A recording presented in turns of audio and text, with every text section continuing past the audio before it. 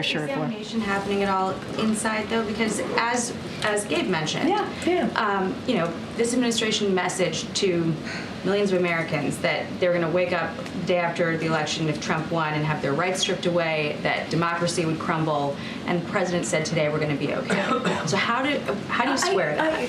I can square that. I'm going to square that in a way that hopefully makes sense, because I've been answering this question multiple times. The American people made the decision. There was an election 2 nights ago. There was.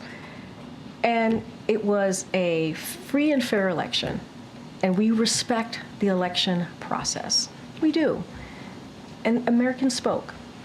And so the job of the president is to make sure we respect that. The job of the president is to make sure that we have a peaceful transfer of power.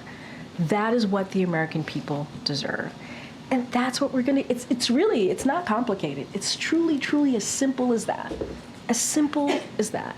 The president called the president-elect, invited him to the White House. You know why? Because that's customary. That is customary. That is what you do. If you respect what the American people decided, that's what you do. And that's what the president's going to make sure that the Trump transition has what it needs, which is being led, obviously, by our chief of staff here. Why? Because the president wants to lead by example. It's not complicated. It really isn't. And, that's important. By example is the message to people who are fearful based on what the messaging was about mistakes. Well, now you're just twisting everything around, and that's really unfair. No, it is. No, Jacqui, it's unfair, because I've been standing here trying to be very respectful to what happened the last 2 nights ago. Being respectful. I've been standing here saying that we respect the decision that the American people made. I've been standing here and saying that the president's going to put the American people first.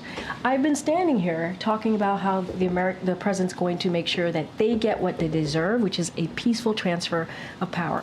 I do not appreciate having my words twisted.